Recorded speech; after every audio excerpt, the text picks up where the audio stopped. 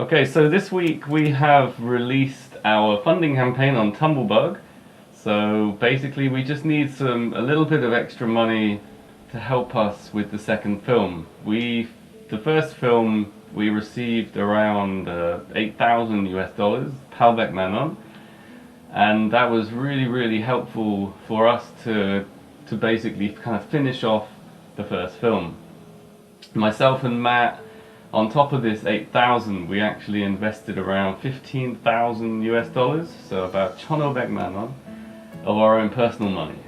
So at the moment, we're still using our personal money for the second film. So we've already spent, a fair amount of money at the moment, and so this funding campaign is going to help us, so we don't have to spend our own money too much.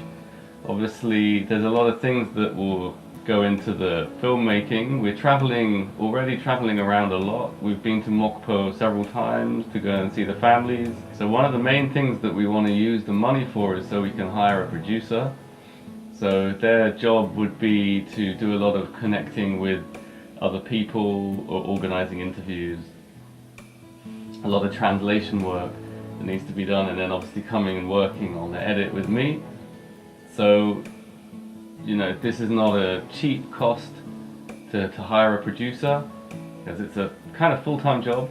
So we're trying to raise enough money where we can actually hire a producer for about 6-7 months and pay them to solely concentrate on the film.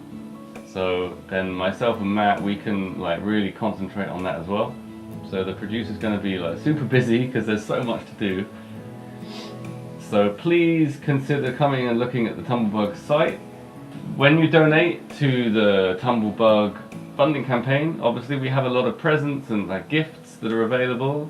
T-shirts, some posters, signed posters. You're going to be able to get a digital copy of the film once it's completed. Also, we've got you'll get your name in the credits.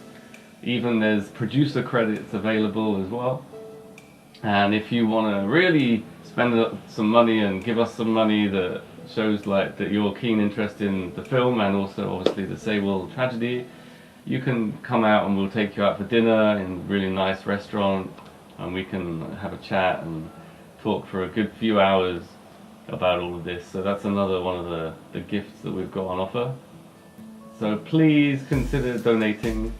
Every penny, every ton is going to be used. Believe me, it's going to be used, because we've spent so much money already that we're kind of running out. So moving on to other news regarding After the Sewol Part 1, we just got into another film festival, so I think that brings us up to around 6 or 7 now. Unfortunately, we missed out on a higher tier film festival, but that's how she goes, you don't get into them all.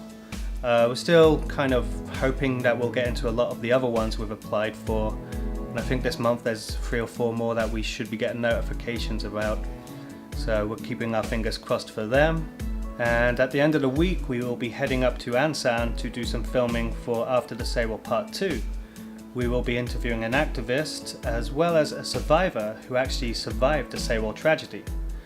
And later in the month we will be heading down to Mokpo again to film and interview the families, as well as a human rights lawyer and other activists and family members. So we will be updating you via a video as and when that happens and keeping you informed of our progress. And just going back to the crowdfunding campaign briefly, even if you are unable to financially support us, just sharing the campaign with your friends and family would be a great help, and hopefully help us reach our goal and assist in the making of this film.